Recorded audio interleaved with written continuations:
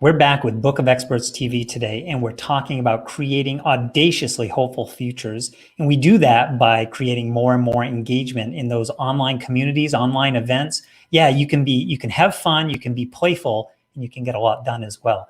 That's what we're going to hear from our next guest. Time for Book of Experts TV. Topics you love.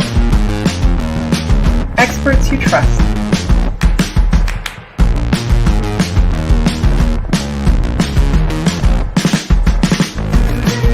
Friction-free referrals. Tried, tested, Trusted. This is Book of Experts, brought to you by salesman.me. Leif Hansen, welcome to Book of Experts TV. I'm excited to talk about audaciously hopeful futures, and specifically the work that you've been doing facilitating these online groups and events. So super excited to have you here. Thanks so much, Tobin. I'm excited to be here as well.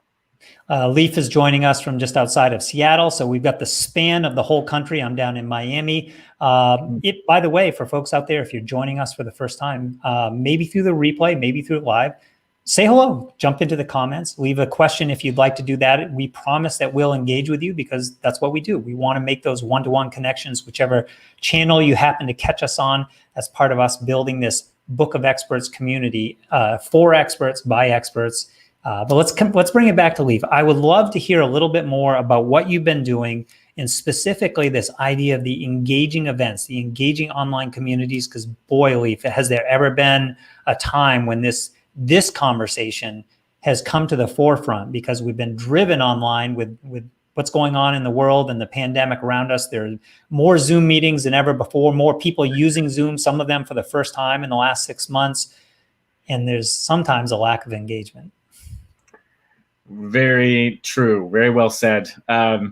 Well, like a lot of you, I had a major change in my business when COVID times hit. I did mostly online events, mostly in-person events, a mixture of organizational development, team trainings, personal development retreats and such. And then when COVID hit, all my peers were like, help, all our events are canceling. What do we do? And having a background of using Zoom and doing some online events, I realized I needed to really pivot and create an offer that would help people to make their online events more engaging. So we came up with a training series called Facilitating Engaging Online Events.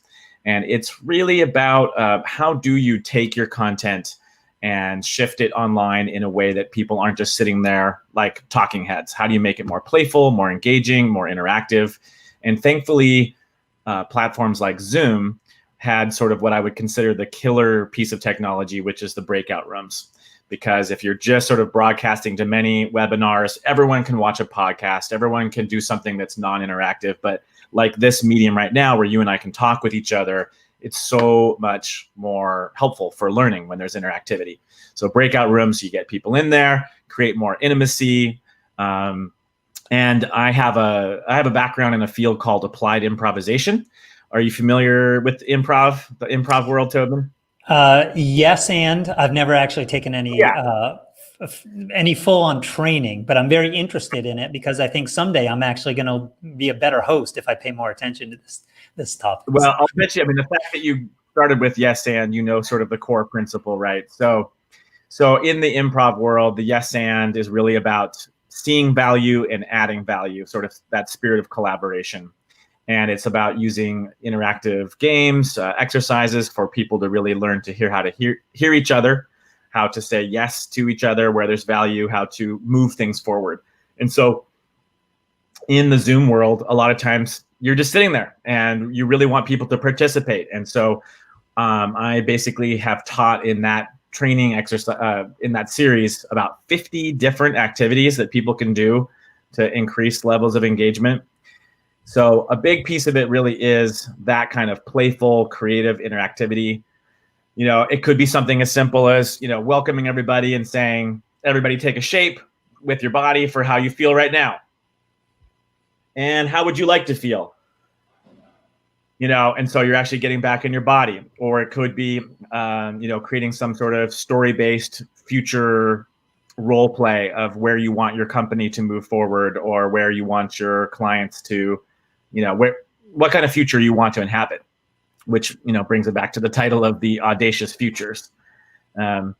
So for me, it's been some work to help people see that play and work are not these opposite poles, that actually the more your mind is at play, the more you're enjoying yourself and you're bringing creativity and interactivity into it, the more work you're actually getting done.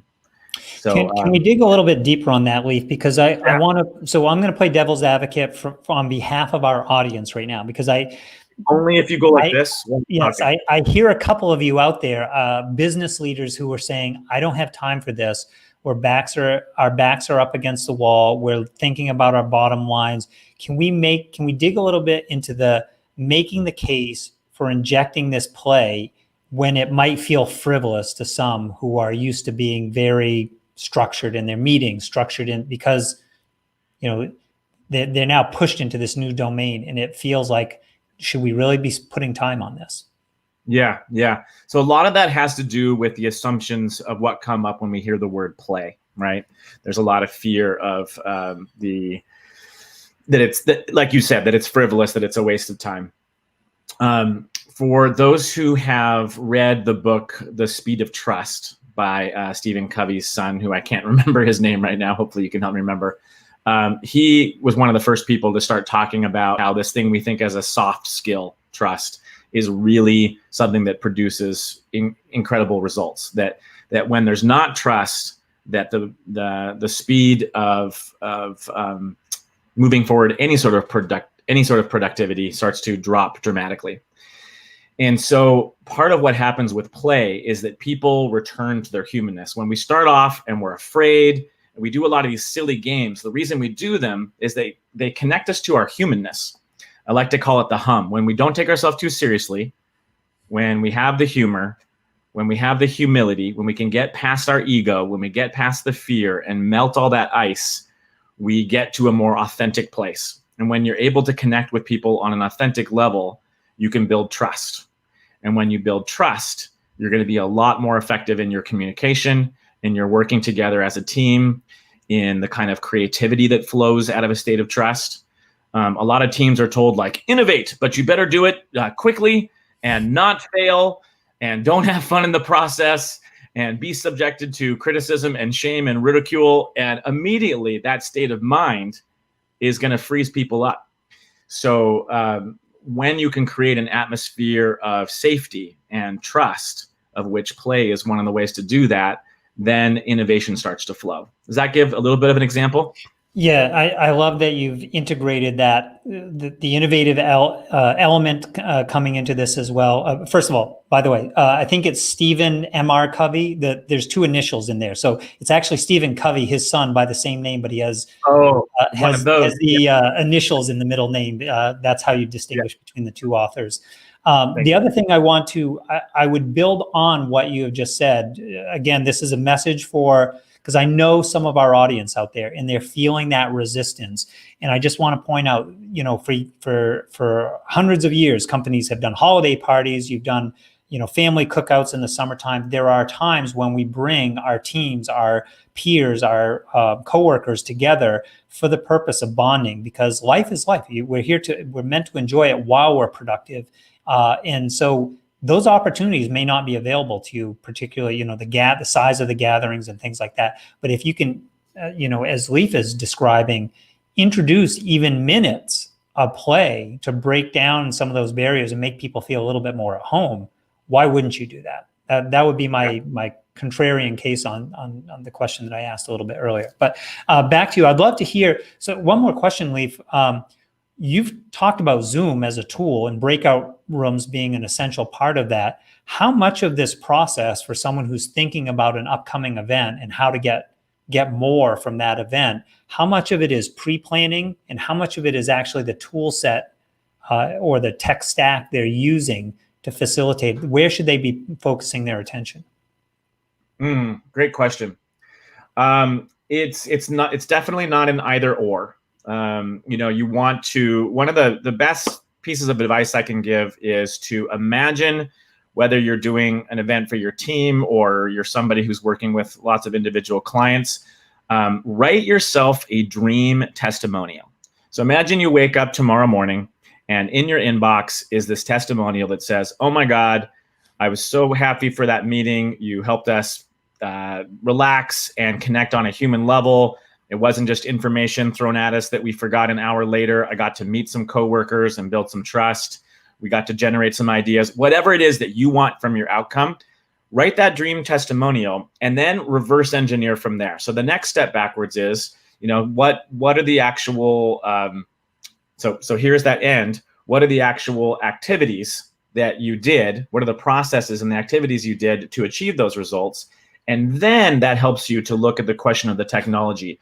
What technology would allow us to have those kind of experiences? So for example, just last week, I worked with a company that's the 19th largest company in the world, and it was a higher C-suite team training, and it was about resiliency. And because they're caught up in some of the corporate culture, privacy, and there are some genuine issues, they were not allowed to use Zoom. And so we had to really improvise using Microsoft Teams of how to do some breakout rooms. So that particular meeting was structured on building what is currently working for you in your different regions during COVID times. What are some areas that you can innovate on top of that? What are some things that we can do? So to get them in an innovative state, I wanted to have them into smaller breakout groups because it was a group of about 50 people. So we went into groups of 8, and we did some games that taught them this sort of spirit of yes and that creates innovation. And then we captured that in an external document that they were then able to use and implement later. Yeah, so it sounds like the tech can facilitate, and sometimes also there may be some aspects that are just not even available to certain groups. Is there a light version on the planning side? So if I'm we have a weekly meeting, and I want, I've noticed in the last couple of weeks my meetings, the energy is low. People are just like, it's sapping people instead of energizing them. And I know we're going to do this again next week. Is there a light version of what you do that I could think about in 3 or 4 days and implement, a higher energy experience? Yeah, it's an interesting question. A light version. So you're basically saying, is there something that you could sort of create almost like a template to help you? Well, yeah. So I think I want your tricks of the trade, to be honest. Leif, I'm curious, like as a facilitator, what are some of the things that are easy to implement, don't take a lot of time, but just by a little bit of thoughtful planning ahead of time can make a dramatic difference to the experience of the folks in that meeting? So I'll kind of just quickly pop through what I would call the sort of top 10 wow factors. The first one is you want to prime the pump. So you want to be thinking about what is going to be a question, what's some way that you can get people connecting and curious and excited in advance for a meeting. So it might be just sending them a question in an email or generating like, what would you like to see happen? Second is the obvious one. You want to do some preparing of your material. And have some sort of outline. But the third part is about being flexible. We're in a time right now where change happens so quickly, and there's so many crazy things happening every day that you don't want to hold your content like this. You want to hold it like this. You want to be able to improvise and adapt to whatever emerges. Because what's most important is being authentically connected to people in that moment, not saying like this will happen. So the next is to do the work inside yourself. What people really connect to and what really builds an atmosphere of safety and trust is if you are showing up in an authentic way, which means that you need to be aligned with your own values and in a spirit of service. I know that some people, this might seem strange, but there's that TED talk about body positions. You can do something simple as just sort of go like, kind of bow or put your hands, just sort of create something in your body, not just in your head, to remind yourself that you're in a place of service. The next would be to create a container that has some agreements to it so that people know that they're going to be respected and heard and that things are going to be confidential. And then ask yourself what you can do to accommodate different experiential learning modalities. So some people are going to be visual. So maybe use the whiteboard and they could all draw something together or brainstorm. Some are going to be more auditory. Some are going to be more relational, have a breakout session. So mix up the energy and try and have a bit of a rhythm. So there's some time alone. Maybe you're writing and introspecting. Sometimes you're in a group of just two. Sometimes it's the whole group, but have a variety of ways of interacting together. Next would be to allow for tools that empower people to keep learning. So you don't just want, we're exposed to YouTube videos and blog posts and Facebook and podcasts and like constant information. But what the word that I have for what really brings change is play formation. So when you are allowed to play with and experiment and integrate the information, that's what actually brings about change. So if you don't want people just to forget what you said, then give them some way to interact with it and to stay connected with it afterwards, to integrate. Or even during a call. One thing that I do, one of the most effective things I do sometimes is I'll say to people, what is one thing that you learned?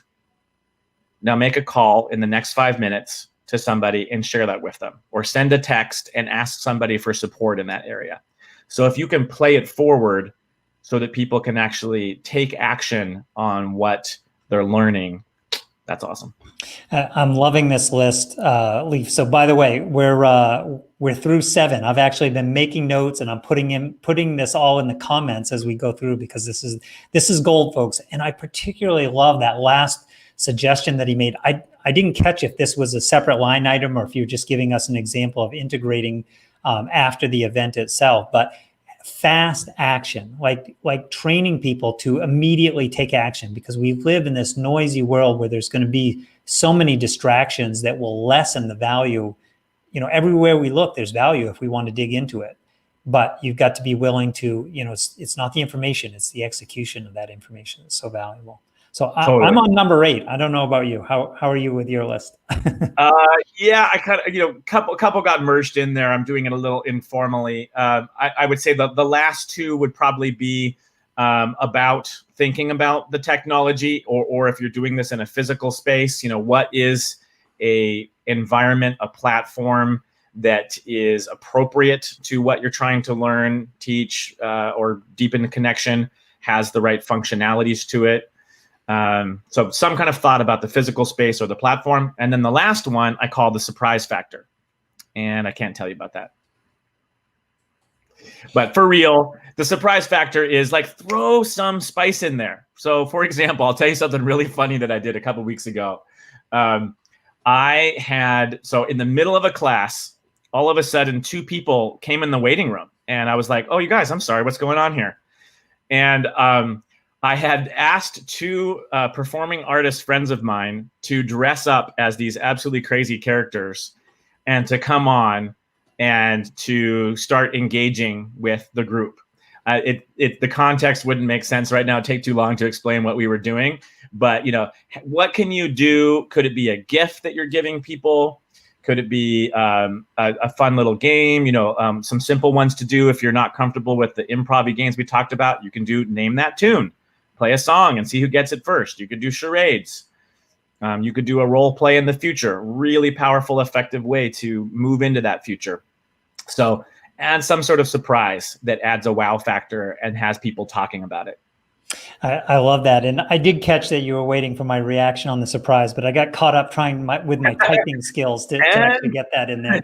Yeah. So no pressure on you, Leif, but we actually reached 9. So the surprise was number 9. So I put in there for number 10. I want folks, if you're in the audience out there, whether you're catching the live or the replay, reach out and connect with Leif. You can do that on LinkedIn. Maybe he'll give us some other locations online. I think sparkguy.com would be another good one. But connect with Leif if you want number 10 to complete your I don't know what it is either. We'll see what he comes up with. But if you want the top 10 list for your next event, yeah, no pressure, but that's what we're going to do today. Normally, I don't get a full top 10 list in the comments, but honestly, it was a great list. I love the ideas that you shared. Let's talk for a second about how should people enter your world? How can they connect? What are the best ways for them to do that? Well, so on my profile here, the reason I put sparkguy.com is actually just takes you to a scheduling page. I'm kind of sick of websites. I do have a number of websites. Sparkinteraction.com is for people who are interested in my team trainings. zoomtrainings.com will take you to the facilitating online events training series that I talked about. We're actually taking a pause from that because we're focusing more on bringing entire teams in to teach these skills, or entire, any sort of group. And to be totally honest, it was sort of that open enrollment burnout. I kind of tapped out my own network. And so now I'm focusing on bringing that training to pre-existing classes or whole teams. And for those that are interested in more of the personal development work I do, you can go to gamingreality.org. But sparkguy.com is just a way. I love having a just initial conversation with somebody, finding out what it is, what is the area that you're stuck, and how can we move forward. So if you want to have just a short free chat to kind of see if we're of help, that's an easy name to remember. It's a little cheesy, I admit, Spark Guy, but it sort of sticks in the head. So that's why I put that one there. I actually love that you're using that as a landing page to connect with folks, because what it tells me is you're willing to have real conversations with people. Like you're not hiding behind the marketing. Yes, there are other assets and websites. And by the way, the gamingreality.com, I'm going to, this is like a pet interest of mine. So I'm going to have to go check that one out as well. Gamingreality.org, just for the note. Yeah. Oh, .org, you said? Yeah. Okay, got it. The other assets are there if folks need that information, but this is what we do online. Like there's so much information. You've got to cut through the signal, and the signal is a real person on the other side of that conversation, and having a real dialogue, that one-to-one. That's why I encourage you guys, the best thing you can do this with Leif, do this with us at Book of Experts. We'd love to hear from you. Literally go out, make the connection with someone and start the conversation. Rate, review, leave a recommendation. Like, people notice this stuff because it's becoming as rare as actually getting handwritten letters in your mailbox these days. People don't take the time. So if you want to show up in a big way on someone's radar, take the time, leave a review for us at Book of Experts. We love that because that helps us with our podcast. More people will find us. If you enjoy what we're doing here and you want to see more of it, that's how you can, pay it forward to us so we can do more of what we love as well, which is showcasing our experts like Leif Hansen, and talking today about how we bring more play, more fun, and ultimately those audaciously hopeful futures that we're all after. Yes. Leif, I so appreciate you taking a little bit of time. Any last thoughts before we wrap up here? Thanks so much for this, Tobin. Yeah, I mean, I love, as I mentioned to you before the show, I used to do a podcast, and I'm thinking about resurrecting it myself. And I want to just encourage people to really dive deep into their own vitality. And just my recommendation would be, we are in a time in the world right now where we can't afford people to be inauthentic, meaning the word authenticity is related to the word author, which is also related to the word authority. So this is a time for you to really be telling your own story and not be telling your family's or someone else's, some other set of values, some other game. It's time for you to start playing a game that is meaningful to you and that brings you vitality. That could mean for you to really level up where you're working right now and to completely shift how you understand your work. That could mean you finding a new job. But we're at, in my opinion, a massive crossroads on this planet. And we're either going to see ourselves make it or break as a species. This is going to be a time of either total transformation or destruction, or maybe a technocracy where we kind of seem to get our shit together for a while. Excuse my language. I hope that's okay. But at the loss of some human freedom and some core human values. So I just want to encourage each of you. That's what the Gaming Reality comes from, by the way. It's a program it's a small coaching group program that already started, but there's a new one starting in a few months. And it's just really about helping people to play, to look at their inner game and then to shift that out into an outer game that's really meaningful for them.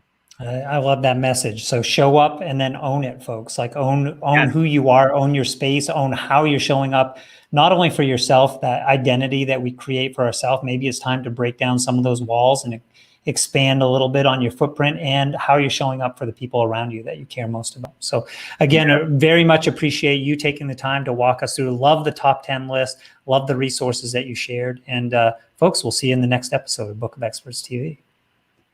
Thanks so much.